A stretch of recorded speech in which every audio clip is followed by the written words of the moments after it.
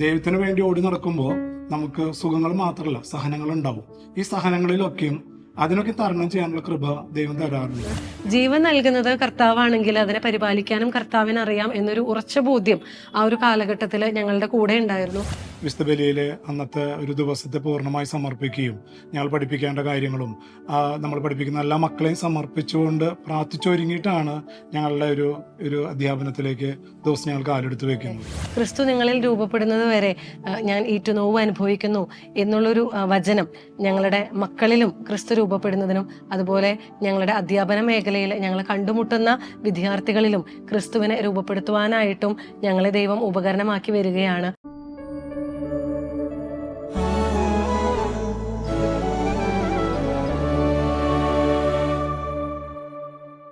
എൻ്റെ പേര് Ferish George, Thrissur Aranattukara Saint Thomas ഇടവക അംഗമാണ്. ഞാനിവിടെ സെൻ്റ് അലോഷ്യസ് എൽത്തുരുത്ത് +2 പഠിപ്പിക്കുന്നു. ഇതെൻ്റെ കുടുംബം, ഭാര്യ, അമ്മയുണ്ട് എൻ്റെ കൂടെ. പപ്പ 10 വർഷം മുമ്പ് മരിച്ചു. 3 മക്കൾ. ഭാര്യയുടെ പേര് ജിനു. ജിനു സേക്രഡ് ഹാർട്ട് സ്കൂളിൽ തൃശ്ശൂർ പഠിപ്പിക്കുന്നു. ഇതെൻ്റെ മൂത്ത മോള് ഇഷ ഫെറിഷ്, +2 പഠിക്കുന്നത് സെൻ്റ് അലോഷ്യസ് സ്കൂളിൽ തന്നെ. പിന്നെ ജോർജ്, മറിയം.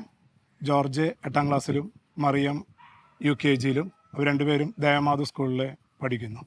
അമ്മ ഒരു റിട്ടയർഡ് ബാങ്ക് എംപ്ലോയി ആണ്. ഞങ്ങൾ presently Thrissur Jesus youth family സ്ട്രീമിൻ്റെ ഭാഗമാണ്. ഞങ്ങൾ കുടുംബം ഒന്നിച്ച് ഈശോയ്ക്ക് വേണ്ടി അനേകം കുടുംബങ്ങളിലേക്ക് ഇറങ്ങിച്ചെല്ലുന്നു. ഒപ്പം തന്നെ കുടുംബം ഒരുമിച്ചുള്ള പ്രാർത്ഥനയും ശുശ്രൂഷകളൊക്കെയും ചെയ്തുകൊണ്ടിരിക്കും.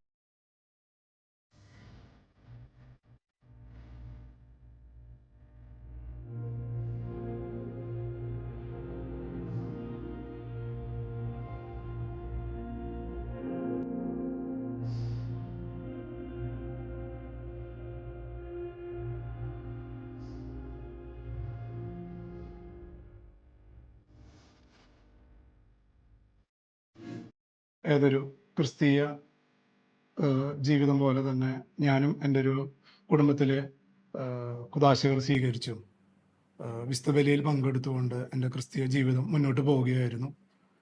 എൻ്റെ പഠന കാലഘട്ടത്തിലൊക്കെയും ഈശോയെ ഞാൻ നോക്കി കാണുന്നത് എൻ്റെ ആവശ്യങ്ങൾ പറയുക, എൻ്റെ ആവശ്യങ്ങൾ നേടിയെടുക്കുന്ന ഒരു വ്യക്തി. അതല്ലാണ്ട് വേറൊരു പേഴ്സണൽ എൻകൗണ്ടർ ഈശോയായിട്ട് ഉണ്ടായിരുന്നില്ല. അങ്ങനെ എൻ്റെ ഡിഗ്രി PG കാലഘട്ടം കഴിഞ്ഞു. എല്ലാവരുടെയും പോലെയും ജോലിക്ക് വേണ്ടി ബാംഗ്ലൂർ പോകുന്നു, ജോലി നോക്കുന്നു. ജോലി ഒന്നും കിട്ടാണ്ട് നിരാശനായി തിരിച്ചു വരുന്നു. ആ സമയത്താണ് തൃശ്ശൂരുള്ള സെൻറ് തോമസ് കോളേജിൽ ഒരു ഗസ്റ്റ് വേക്കൻസി വരികയും അതിൽ ഇൻ്റർവ്യൂ അറ്റൻഡ് ചെയ്ത് ഗസ്റ്റ് അധ്യാപകനായി ഞാൻ നിയമിതനായി. എന്നിരുന്നാലും ഒരു സ്ഥിര ജോലിക്ക് വേണ്ടിയിട്ടുള്ള എൻ്റെ പ്രയത്നം തുടരുകയായിരുന്നു. അതിൻ്റെ ഭാഗമായിട്ട് ഒരു 12 തവണയെങ്കിലും ഞാനൊരു UGC നെറ്റ് എഴുതി. ഇതിലെല്ലാം തോൽക്കുകയായിരുന്നു. ഒപ്പം തന്നെ പുറം രാജ്യത്തുള്ള കുറേ ജോലികൾക്കും ബാംഗ്ലൂരുള്ള ജോലികൾക്കൊക്കെ ഞാൻ കുറേയൊക്കെയും പോയിരുന്നു. പക്ഷെ അതൊന്നും ജോലിയായി നമുക്ക് സ്ഥിര വരുമാനമായിട്ടുള്ള ജോലിക്ക് കിട്ടിയിരുന്നില്ല. അങ്ങനെ ഇരിക്കുമ്പോഴാണ് എൻ്റെ ഒരു വിവാഹം നടക്കുന്നത്. വിവാഹത്തിന് ശേഷം ഭാര്യയും ഒരുമിച്ച് ജീസസ് യൂത്തിൻ്റെ പെന്തക്കോസ്ത ദിവസം റീകമ്മിറ്റ്മെൻ്റ് ഡേക്ക് ഞങ്ങൾ ഒരുമിച്ച് ചെല്ലുകയും അവിടെ ആ ഒരു മൂവ്മെൻറ്റിലുള്ള ചേട്ടന്മാരെ എന്നെയും ജിനുവിനെയും സ്വീകരിച്ച ആ ഒരു രീതി, ആ ഒരു കൂട്ടായ്മയ്ക്ക് വളരെയധികം ഇഷ്ടപ്പെട്ടു. ഒപ്പം തന്നെ ആ ഒരു പെന്തക്കോസ്ത ദിവസമാണ് സെൻ്റ് അലോഷ്യസ് എൽത്തുരുത്ത് വെച്ച് ഒരു ക്യാമ്പസ് മീറ്റ് യുവജനങ്ങൾക്ക് വേണ്ടിയുള്ള ഒരു റിട്രീറ്റ് നടത്തുന്ന ഒരു കാര്യം അനൗൺസ് ചെയ്യുന്നത്.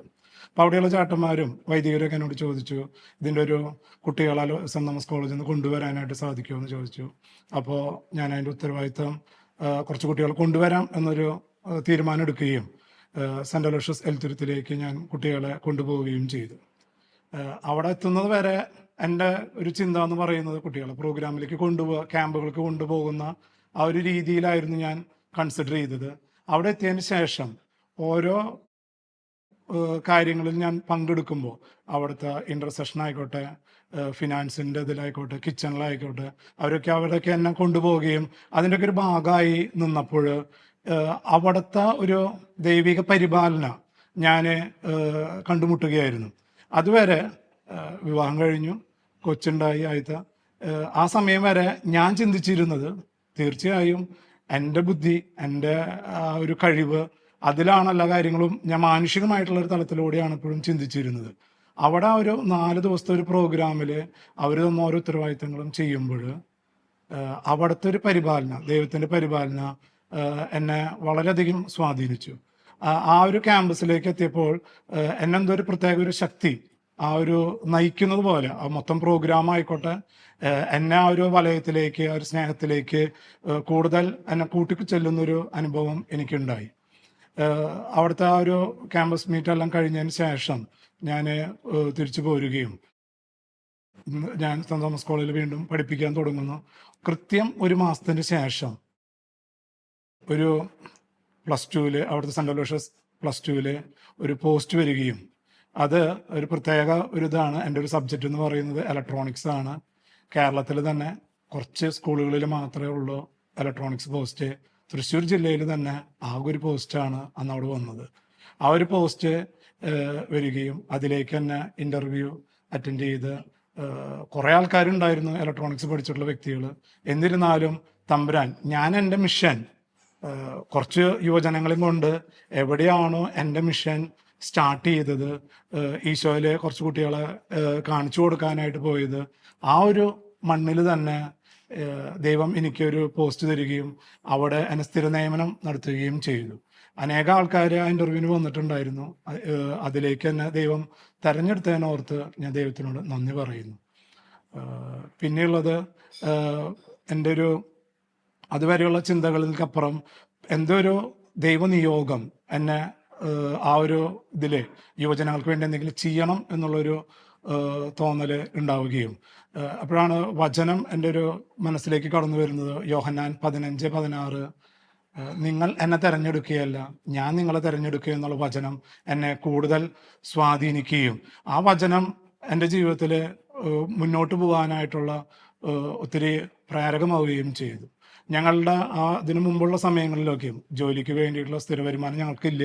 ജോലിക്ക് വേണ്ടിയിട്ടുള്ള സമയത്തൊക്കെയും ഞങ്ങൾ കുറേ പ്രാർത്ഥിക്കുമായിരുന്നു. പ്രാർത്ഥിക്കുമ്പോഴൊക്കെയും ഞങ്ങളുടെ മനസ്സിലേക്ക് കടന്നു വന്ന വേറൊരു വചനമുണ്ട്, ഏശയ്യ 40:31. കർത്താവിൽ ആശ്രയിക്കുന്നവർ ശക്തി പ്രാപിക്കും, അവർ കഴുകന്മാരെ പോലെ വീണ്ടും ചിറകടിച്ചു വരും, അവരോടിയാലും തളരുകയില്ല, നടന്നാലും ക്ഷീണിക്കുകയില്ല.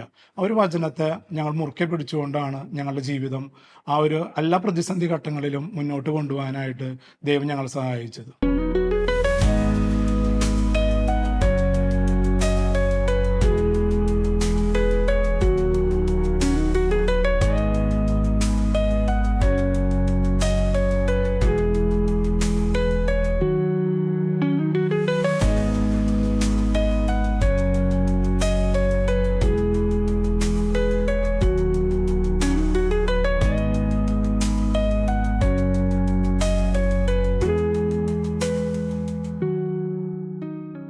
ഞാൻ എൻ്റെ ചെറുപ്പകാലം മുതലേ തന്നെ ക്രിസ്ത്യനുമായിട്ട് ബന്ധപ്പെട്ട് പല പ്രോഗ്രാമുകൾക്കും പോകാറുണ്ടായിരുന്നു. അന്ന് ജീസസ് യൂത്ത് ചേട്ടന്മാർ അവരുടെ പ്രോഗ്രാമുകൾക്ക് ആക്ഷൻ സോങ് ഒക്കെ അവതരിപ്പിക്കാനായിട്ട് പോകാറുണ്ട്. അപ്പം ഞാനും എൻ്റെ ചേട്ടനും കൂടിയാണ് ആ ഒരു പ്രോഗ്രാമുകൾക്ക് പോകാറുള്ളത്. അന്ന് ഒരു സാധാരണ ചെറുപ്പത്തിലുള്ളതുപോലെ ആ ഒരു ആവേശത്തിൽ ആ ഒരു പ്രോഗ്രാമുകൾക്ക് വേണ്ടി പോകുക എന്നതിലുപരി മറ്റൊന്നും ഞങ്ങളുടെ ഉള്ളിൽ ഉണ്ടായിരുന്നില്ല. അങ്ങനെ പതുക്കെ വലുതായി ഒരു +2 കാലഘട്ടം എത്തിയപ്പോൾ ജീസസ് യൂത്തിൻ്റെ ഒരു പ്രോഗ്രാം ഇരിഞ്ഞാലക്കുട സെൻറ്റ് ജോസഫിൽ വെച്ചിട്ട് ഗ്രേസ് എന്ന പേരിലൊരു പ്രോഗ്രാമിൽ പങ്കെടുക്കുകയും അവിടെ വെച്ച് അവിടുത്തെ ചേട്ടന്മാരുടെ ഒരു ഫെലോഷിപ്പ് ഈ ഒരു മൂവ്മെൻറ്റിലേക്ക് എന്നെ വല്ലാതെ ആകർഷിക്കുകയും ചെയ്തു. അപ്പോൾ പതുക്കെ ഈ ഒരു മൂവ്മെൻറ്റിൻ്റെ കൂടെ പോകാനുള്ള ഒരു അതിയായ ആഗ്രഹം എനിക്കുണ്ടായിരുന്നു. പക്ഷെ അപ്പോഴും ഈശോയുമായിട്ടുള്ളൊരു പേഴ്സണൽ എൻകൗണ്ടർ എന്ന് എനിക്ക് പ്രത്യേകം എടുത്ത് പറയാൻ പറ്റില്ല. പക്ഷെ ആ ഒരു ഫെലോഷിപ്പാണ് എന്നെ കൂടുതലായിട്ടും അതിലേക്ക് ആകർഷിച്ചത്. അതിനുശേഷം ഡിഗ്രി തൃശ്ശൂർ വിമല കോളേജിലായിരുന്നു. അവിടുത്തെ ഒരു ക്യാമ്പസിലുള്ള ജീസസ് യൂത്ത് പ്രെയർ ഗ്രൂപ്പിലോട്ട് സ്ഥിരമായിട്ട് പോകാനും പതിയെ ഈശോ എന്നെ വല്ലാതെ സ്നേഹിക്കുന്നുവെന്നും ഈ ഒരു മൂവ്മെൻറ്റിനോടൊപ്പം തന്നെ നിന്നുകൊണ്ട് ഈശോയുടെ ആ സ്നേഹത്തിൽ തുടരണം എന്ന് ഈശോ പറയുന്നത് പോലെയും എനിക്ക് പലപ്പോഴും തോന്നിയിരുന്നു. ആ ഒരു കാലഘട്ടം തൊട്ടേ എനിക്ക് വളരെ റെഗുലറായിട്ട് കിട്ടിയിരുന്ന ഒരു വചനമാണ്, ക്രിസ്തു നിങ്ങളിൽ രൂപപ്പെടുന്നത് വരെ ഞാൻ ഈറ്റുനോവ് അനുഭവിക്കുന്നു. അന്നത്തെ ഒരു സമയത്ത് ഞാൻ വിചാരിച്ചിരുന്നത് ഈശോ എന്നെ ഈ ഒരു മൂമെന്റിലോട്ട് കൂട്ടിച്ചേർത്ത് നിർത്താൻ വേണ്ടി, എന്നിൽ ക്രിസ്തു രൂപപ്പെടുത്താൻ വേണ്ടിയിട്ടാണ് ഈ ഒരു വചനം എനിക്ക് തന്നിരുന്നത് എന്നൊരു ചിന്തയാണ് എനിക്കുണ്ടായിരുന്നത്. തീർച്ചയായിട്ടും അത് തന്നെയായിരുന്നു. പക്ഷെ തുടർന്നങ്ങോട്ട് എൻ്റെ ഒരു പ്രൊഫഷൻ, ഒരിക്കലും ഞാനൊരു അധ്യാപനം എന്ന പ്രൊഫഷൻ ഞാൻ വിചാരിച്ചിരുന്നില്ല. പക്ഷേ ആകസ്മികമായിട്ട് കർത്താവ് എന്നെ ആ ഒരു പ്രൊഫഷനിലോട്ട് എത്തിക്കുകയായിരുന്നു. പക്ഷേ ഒരുപാട് കുട്ടികളെ, ടീനേജേഴ്സിനെ ഇപ്പോൾ പഠിപ്പിക്കാനായിട്ട് ഇടവരുമ്പോൾ ആ ഒരു വചനം ശരിക്കും എൻ്റെ ലൈഫിൽ അന്വർത്ഥമാവുകയാണ്. അതുപോലെ തന്നെ വിവാഹത്തിന് മുൻപ് തന്നെ ഈ ഒരു മൂവ്മെൻറ്റിൻ്റെ കൂടെ പോകുമ്പോൾ എൻ്റെ ഒരു പാർട്ട്ണറും ഇതുപോലെ ഒരു നമ്മുടെ ജീസസ് യൂത്തുമായിട്ട് ബന്ധപ്പെട്ടിട്ട് മുന്നോട്ട് പോകണം എന്നെനിക്ക് അതിയായിട്ടുള്ള ആഗ്രഹം ഉണ്ടായിരുന്നു. അപ്പം അതിനുവേണ്ടി ഞാൻ നന്നായിട്ട് പ്രാർത്ഥിച്ചൊരുങ്ങിയിട്ടുണ്ടായിരുന്നു. പക്ഷെ കല്യാണം കഴിക്കുമ്പോൾ ചേട്ടൻ ഈ ഒരു മൂവ്മെൻറ്റിൽ ഉണ്ടായിരുന്നില്ല. പക്ഷെ നേരത്തെ ചേട്ടൻ സൂചിപ്പിച്ചതുപോലെ ഈ ഒരു ജീവിതത്തിൻ്റെ പ്രതിസന്ധികൾ, ഞങ്ങളുടെ ഒരു സാമ്പത്തിക ഭദ്രതയില്ലാത്ത ഒരു അവസ്ഥ വന്നപ്പോൾ കർത്താവ് ഞങ്ങളെ അതിലോട്ട് ക്രമീകരിക്കുകയായിരുന്നു. അതായത് ഈ ഒരു മൂവ്മെന്റിലോട്ട് ചേട്ടനെയും കൂടെ എത്തിക്കാനായിട്ട് കർത്താവ് ഒരു അവസരം ഒരുക്കുകയായിരുന്നു. അങ്ങനെയാണ് ഞങ്ങൾ രണ്ടുപേരും ഒരുമിച്ച് ഈ ഒരു റീകമ്മിറ്റ്മെന്റ് ഡേയുടെ ദിവസം, പെന്തക്കോസ്താ ദിനത്തിൽ ഈ ഒരു പ്രോഗ്രാമിലോട്ട് പോവുകയും ഒരു കുടുംബം ഒന്നിച്ച് ഈശോയ്ക്ക് വേണ്ടിയിട്ട് ശുശ്രൂഷ ചെയ്യാനുള്ള ഒരു വലിയ കൃപ ഞങ്ങൾക്ക് നൽകുകയും ചെയ്തു.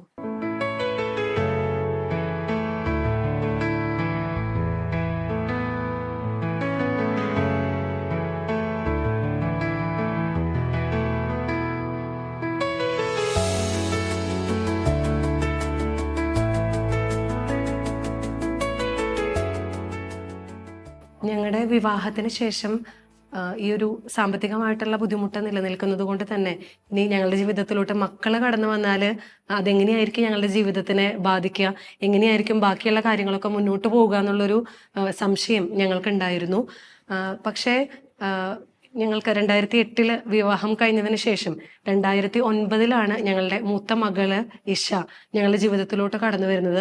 പക്ഷെ വളരെ പ്രത്യേകമായിട്ട് ദൈവം ഞങ്ങളെ കരുതുന്നതിൻ്റെ ഭാഗമായിട്ട് മകള് കടന്നു വന്ന ആ ഒരു വർഷം തന്നെ എൻ്റെ ജോലി സ്ഥിരപ്പെടുത്തിക്കൊണ്ട് കർത്താവ് ഞങ്ങളുടെ സാമ്പത്തിക മേഖലയെ ഒന്നും കൂടി ഊട്ടിയുറപ്പിക്കുകയായിരുന്നു. അപ്പം അത് കർത്താവിനോടുള്ള ആ ഒരു സ്നേഹം ഒന്നും കൂടി കൂടുതൽ ആഴപ്പെടാനായിട്ട് ഞങ്ങൾക്ക് ഇടവരുത്തുകയായിരുന്നു. അതിനുശേഷം ഞങ്ങളുടെ രണ്ടാമത്തെ മകനായിട്ടുള്ള ജോർജ് ഉണ്ടാവുമ്പോഴാണ് ചേട്ടൻ്റെ ജോലി പെർമനൻ്റ് ആവുന്നത്. അപ്പോൾ ഒന്നും കൂടി കർത്താവ് ഞങ്ങൾക്ക് ആ ഒരു വിശ്വാസം ആഴപ്പെടുത്തുകയായിരുന്നു. അതായത് ജീവിതത്തിൽ മക്കളെ ഞങ്ങൾക്ക് കർത്താവ് ദാനമായിട്ട് നൽകുന്നതാണ്. അതിനുവേണ്ടി നമ്മളൊന്നും തന്നെ നമ്മുടെ ജീവിതത്തിൽ ക്രമപ്പെടുത്തേണ്ട കാര്യമില്ല. കാരണം മക്കളെ കടന്നു വരുന്നതിനനുസരിച്ച് എല്ലാ കാര്യങ്ങളും കർത്താവ് തന്നെ ഞങ്ങളുടെ ജീവിതത്തിൽ ക്രമപ്പെടുത്തുകയായിരുന്നു. ഞങ്ങളിപ്പോൾ ഈ ആയിരിക്കുന്ന ഭവനം പോലും കർത്താവ് വളരെ മനോഹരമായിട്ട് ഞങ്ങളുടെ ജീവിതത്തിൽ ക്രമീകരിച്ച് തന്നതാണ്.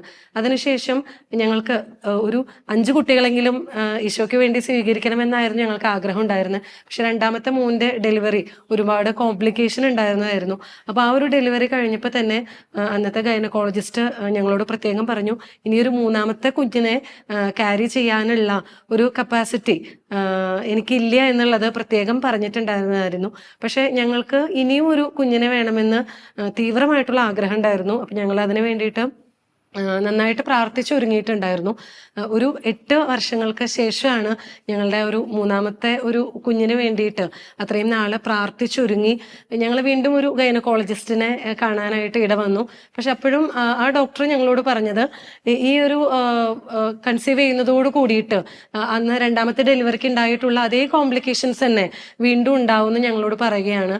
പക്ഷെ ഞങ്ങളുടെ ആ ഒരു വിശ്വാസത്തിൽ തന്നെ ഉറച്ചു നിന്നു. കർത്താവിനോട് കൂടി ചേർന്ന് ജീവൻ നൽകുന്നത് കർത്താവാണെങ്കിൽ അതിനെ പരിപാലിക്കാനും കർത്താവിന് അറിയാം എന്നൊരു ഉറച്ച ബോധ്യം ആ ഒരു കാലഘട്ടത്തിൽ ഞങ്ങളുടെ കൂടെ ഉണ്ടായിരുന്നു.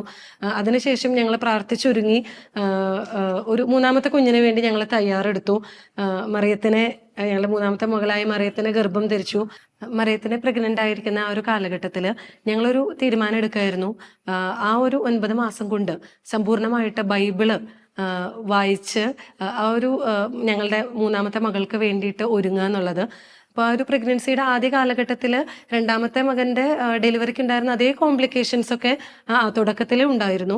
വളരെ റിസ്ക് ആണ് എന്നാണ് ഡോക്ടേഴ്സ് പറഞ്ഞിരുന്നു. പക്ഷെ ഞങ്ങൾ കർത്താവിനോട് കൂടി ചേർന്ന് നിന്നുകൊണ്ട് ഒരുമിച്ച് പ്രാർത്ഥിക്കുകയും ഒരുപാട് സമയം പ്രാർത്ഥിക്കാനായിട്ട് ഞങ്ങൾ ആ സമയം കണ്ടെത്തിയിരുന്നു. അപ്പോൾ ഈ ഒരു ബൈബിൾ വായനയും ഒക്കെ കഴിഞ്ഞ് ഓരോ മാസം കഴിയുമ്പോഴും ആ കോംപ്ലിക്കേഷൻസ് ഒക്കെ കർത്താവ് ഓരോ സ്റ്റെപ്പ് ബൈ സ്റ്റെപ്പായിട്ട് നീക്കി കൊണ്ടുവന്ന് ഏറ്റവും അവസാനം വളരെ മനോഹരമായിട്ട് മകളുടെ ആ ഒരു ഡെലിവറി കർത്താവ് ക്രമീകരിക്കുകയായിരുന്നു. യാതൊരു വിധത്തിലുള്ള ഒരു കോംപ്ലിക്കേഷനും ഇല്ലാതെ തന്നെ ഞങ്ങൾക്ക് ആ ഒരു മകളെ നൽകി കർത്താവ് അനുഗ്രഹിച്ചു. തുടർന്നങ്ങോട്ട് ഞങ്ങളുടെ ജീവിതത്തിൽ ഈ 3 മക്കളും ഞങ്ങളുടെ ജീവിതത്തിലോട്ട് കടന്നു വന്നപ്പോഴൊക്കെ ലഭിച്ച ആ ഒരു ദൈവാനുഗ്രഹം ഞങ്ങളുടെ ജീവിതത്തിൽ ദൈവത്തോടുള്ള ആ ഒരു വലിയ സ്നേഹം ആഴപ്പെടുത്താനായിട്ട് ഇടവരുത്തി. ഞങ്ങളുടെ ജീവിതത്തിൽ ഈ കാര്യങ്ങളൊക്കെ നടക്കുമ്പോഴും ഞങ്ങളുടെ ജീവിതത്തിൽ പ്രശ്നങ്ങൾ ഒത്തിരി സംഭവിക്കുന്നുണ്ട്. ഒത്തിരി പ്രശ്നങ്ങൾ സംഭവിക്കുമ്പോഴും അതിനെ തരണം ചെയ്യാനായിട്ടുള്ള കൃപ ദൈവം എപ്പോഴും ഞങ്ങൾക്ക് തരാറുണ്ട്. അതിൽ 1-2 ഉദാഹരണങ്ങൾ പറയുകയാണെങ്കിൽ, എൻ്റെ മകൻ ജോർജ് ഉണ്ടായതിനു ശേഷം അവന് അടിക്കടി ഹോസ്പിറ്റൽ കേസുകൾ വരാറുണ്ട്, രോഗങ്ങൾ വന്നിട്ട്. ആ സമയങ്ങളിലൊക്കെയും ഞങ്ങൾ ഹോസ്പിറ്റലിൽ ഒന്നിച്ചിരുന്ന് രാത്രികളിൽ ഒരുമിച്ച് ജാഗരണം പോലെ ഒരുമിച്ചിരുന്ന് പ്രാർത്ഥിക്കുകയും അവന് വേണ്ടി പ്രാർത്ഥിക്കുന്നു. ഒരുമിച്ച് കൈകോർത്തിരുന്ന് പ്രാർത്ഥിക്കാനുള്ള ഒത്തിരി അവസരങ്ങൾ തമ്പുരാൻ ക്രമീകരിച്ചു തന്നു. അതിലൊക്കെ മനസ്സിലാക്കുന്നത്, ദൈവത്തിന് വേണ്ടി ഓടി നടക്കുമ്പോൾ നമുക്ക് സുഖങ്ങൾ മാത്രമല്ല സഹനങ്ങൾ ഉണ്ടാവും. ഈ സഹനങ്ങളിലൊക്കെയും അതിനൊക്കെ തരണം ചെയ്യാനുള്ള കൃപ ദൈവം തരാറുണ്ട്. ഞങ്ങൾ വേറെ ഒത്തിരി പ്രശ്നങ്ങളൊക്കെ സംഭവിക്കുമ്പോൾ ഞങ്ങൾ ഒരുമിച്ചിരുന്ന് ജപമാല ചൊല്ലുന്നു, ദിവികാരണത്തിന് മുമ്പിലിരിക്കും, വചനം എടുക്കും. ഈ വചനം എടുക്കുമ്പോഴൊക്കെയും ഞങ്ങൾക്ക് എപ്പോഴും ഞങ്ങളുടെ പ്രതിസന്ധി ഘട്ടങ്ങളിൽ എപ്പോഴും ഞങ്ങൾ ആശ്വസിപ്പിക്കുന്ന ഒരു വചനം കൊറിന്തോസിൽ പറയുന്നത് പോലെ, നിനക്ക് എൻ്റെ കൃപ മതി. ആ ഒരു വചനമാണ് ഞങ്ങളെ ഇത്രയും നാള് മുന്നോട്ട് കൊണ്ടുപോയത്.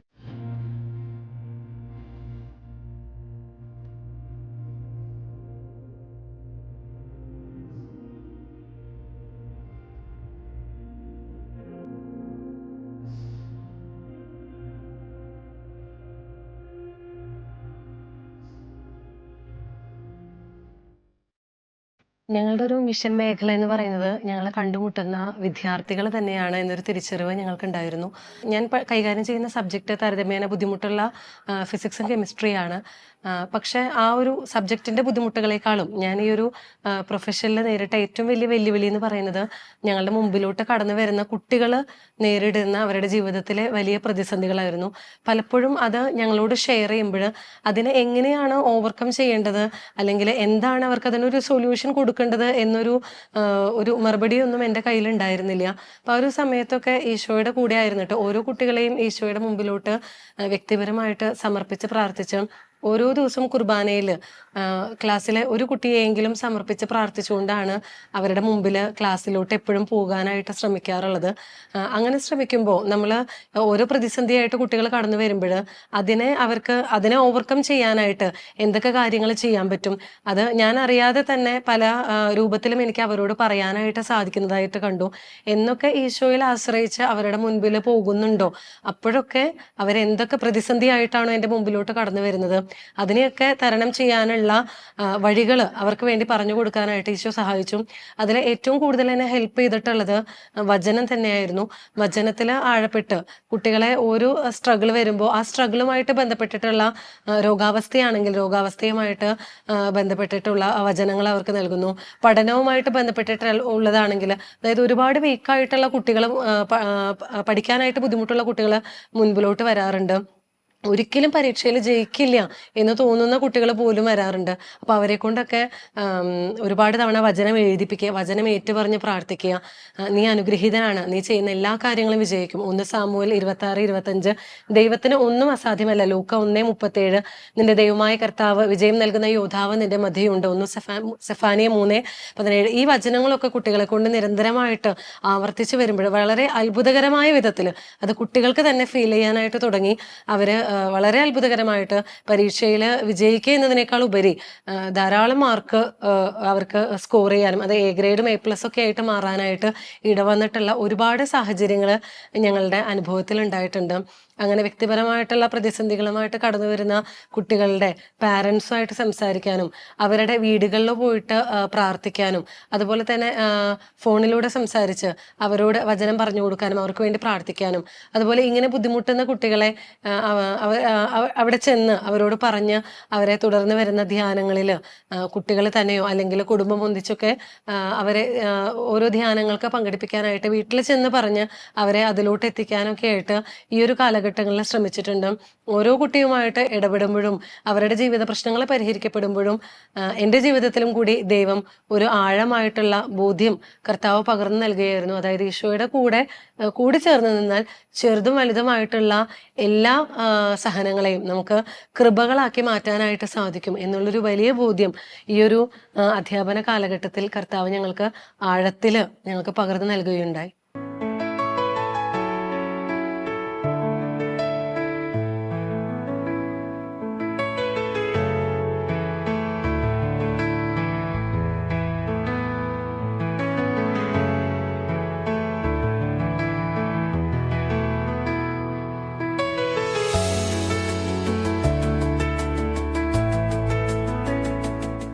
വർഷങ്ങൾക്ക് ശേഷം ഞങ്ങൾ ഈ ഒരു ജോലിയിൽ നിന്ന് വിരമിക്കുമ്പോൾ ഞങ്ങൾക്ക് തിരിഞ്ഞു നോക്കുമ്പോൾ ഈ ഒരു ജോലി അധ്യാപനം എന്നുള്ള ഉപരി കുറേ കുട്ടികളെ പഠിപ്പിച്ച് മാർക്ക് വാങ്ങിയ പ്ലസുകൾ നേടുന്നതിനുപരി അവരിലേക്ക് ഒരു ദൈവസ്നേഹം പകർന്നു കൊടുക്കാനായിട്ട് ഞങ്ങളൊരു ഉപകരണങ്ങളാക്കി എന്നുള്ളതിലാണ് ഞങ്ങളൊരു സന്തോഷിക്കുന്നത്.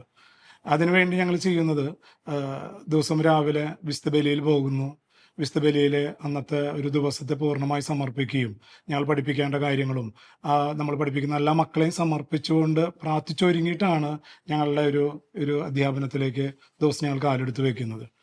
അപ്പോൾ അന്നേ ദിവസം ഞങ്ങൾ കണ്ടുമുട്ടുന്ന ഓരോ വ്യക്തികളിലും ആ ഒരു ദൈവസ്നേഹം ഞങ്ങളുടെ സബ്ജക്റ്റിൻ്റെ അപ്പുറത്തേക്ക് അവരുടെ ആ ഒരു പ്രശ്നത്തിലേക്ക് കടന്നു ചെല്ലാനും അവരിലേക്ക് ഒരു ദൈവസ്നേഹം പകർന്നു കൊടുക്കാനും ഞങ്ങളറിയാണ്ട് തന്നെ ഈശോ ഞങ്ങളൊരു ഉപകരണമാക്കി അത് നടത്തുന്നുണ്ട് എന്നാണ് ഞങ്ങൾ മനസ്സിലാക്കുന്നത്. അപ്പോൾ അവർക്ക് അവരുടെ ജീവിത പ്രതിസന്ധി ഘട്ടങ്ങളിൽ മാർക്കിൻ്റെ അപ്പുറത്തേക്ക് ചിലപ്പോൾ കുട്ടികൾ തോൽക്കുന്നുണ്ടാവാം, നല്ല മാർക്ക് വാങ്ങുന്നുണ്ടാവും. എന്നതിലുപരി അവരുടെ ഓരോ പ്രതിസന്ധി ഘട്ടങ്ങൾ വരുമ്പോൾ അവർ എന്നെ അല്ലെങ്കിൽ വൈഫിനൊക്കെയും വിളിക്കാറുണ്ട്. അവരുടെ ജീവിതത്തിൽ ജോലിയുടെ സ്ട്രഗിൾ ആയിരിക്കാം, ചിലപ്പോൾ കല്യാണത്തിന് അവരൊരുങ്ങുന്ന സമയത്ത് സാറേ ഇങ്ങനൊരു ബുദ്ധിമുട്ടുണ്ട്, ഒപ്പം ഒന്ന് കേൾക്കാനായിട്ട്. അപ്പോൾ അവരെ ചില ഡിസിഷനുകളൊക്കെ എടുക്കുമ്പോഴൊക്കെയും എന്നെ വിളിക്കും, ഇങ്ങനൊരു തീരുമാനത്തിലേക്ക് എത്താൻ വേണ്ടിയിട്ട് എന്ത് ചെയ്യാന്നുള്ളത്. അതൊക്കെയും ആ മക്കൾ വിളിക്കുമ്പോൾ എപ്പോഴും ഞങ്ങൾ പറയുന്നത് നമ്മളന്ന് കൊടുത്തുള്ള ദൈവസ്നേഹം, നമ്മളിലൂടെ ദൈവസ്നേഹം ചൊരിഞ്ഞത് കൊണ്ടാണ് അവരുടെ ജീവിതത്തിൽ ചില പ്രതിസന്ധി ഘട്ടങ്ങളിലൊക്കെ നമ്മളെ അവർ വിളിക്കുന്നതും നമ്മളിലൂടെ അവരൊരു ഡിസിഷൻ മേക്കിങ്ങിലേക്കൊക്കെ എത്തുന്നത്. അതൊക്കെ കാണുമ്പോൾ തമ്പുരാൻ്റെ ഒരു വലിയ ക്രമീകരണം കാണുമ്പോൾ ഈശോ ഞങ്ങളൊക്കെ ഒരു ഉപകരണമാക്കുന്നതിനകത്ത് ഞങ്ങൾ നന്ദി പറയുന്നു.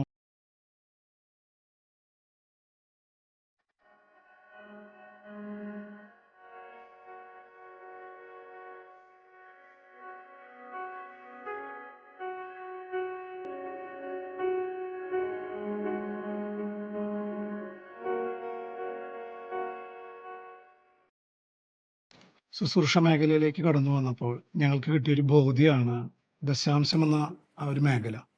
അത് സമ്പത്തായിക്കോട്ടെ സമയമായാലും ഈ രണ്ട് മേഖലകളിലും ഞങ്ങൾക്ക് കിട്ടിയൊരു ബോധ്യം, ഞങ്ങൾ ദശാംശം കൊടുത്തു തുടങ്ങിയപ്പോൾ ഞങ്ങളുടെ ജീവിതം അനുഗ്രഹമാകുന്നതും ഒപ്പം തന്നെ ജോലി മേഖലകളും സാമ്പത്തിക മേഖലകളെല്ലാം ഒരു ബ്ലെസ്സിങ് ആയി മാറും ഞങ്ങൾ കണ്ടു.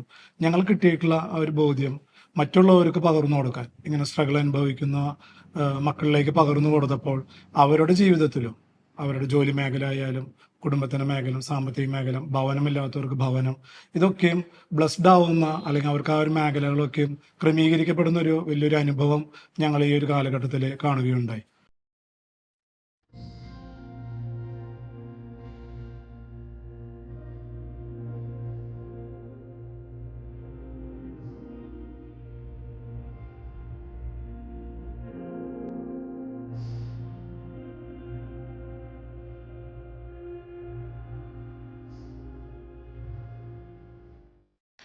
ആദ്യകാലങ്ങളിലൊക്കെ ഞങ്ങൾ ഒറ്റയ്ക്കാണ് ശുശ്രൂഷയ്ക്ക് പോയിരുന്നത്.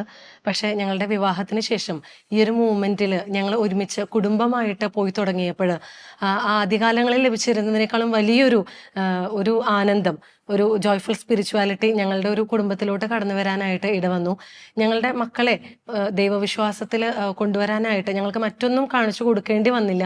അവരും ഞങ്ങളോടൊപ്പം ഇതിൻ്റെ പാർട്ടാവുകയും മൂത്ത മകളാണെങ്കിൽ ടീൻസ് മിനിസ്ട്രിയോടൊപ്പം, മകനാണെങ്കിൽ കിഡ്സ് മിനിസ്ട്രിയോടൊപ്പം, അങ്ങനെ കുടുംബം ഒന്നിച്ച് അമ്മയോടൊപ്പം ചേർന്ന് ഈ ഒരു മൂവ്മെൻറ്റിൻ്റെ ഒപ്പം നിൽക്കുമ്പോൾ ഒരു വലിയ ആനന്ദം, ദൈവിക സന്തോഷം ഞങ്ങളിൽ നിറയുന്നതായിട്ട് ഞങ്ങൾ കണ്ടു. ഞങ്ങളുടെ ഈ ഒരു ശുശ്രൂഷ കാലഘട്ടത്തിൽ ലഭിച്ച ഒരു വചനം പോലെ ക്രിസ്തു നിങ്ങളിൽ രൂപപ്പെടുന്നത് വരെ ഞാൻ ഈറ്റുനോവ് അനുഭവിക്കുന്നു എന്നുള്ളൊരു വചനം ഞങ്ങളുടെ മക്കളിലും ക്രിസ്തു രൂപപ്പെടുന്നതിനും അതുപോലെ ഞങ്ങളുടെ അധ്യാപന മേഖലയിൽ ഞങ്ങൾ കണ്ടുമുട്ടുന്ന വിദ്യാർത്ഥികളിലും ക്രിസ്തുവിനെ രൂപപ്പെടുത്തുവാനായിട്ടും ഞങ്ങളെ ദൈവം ഉപകരണമാക്കി വരികയാണ്.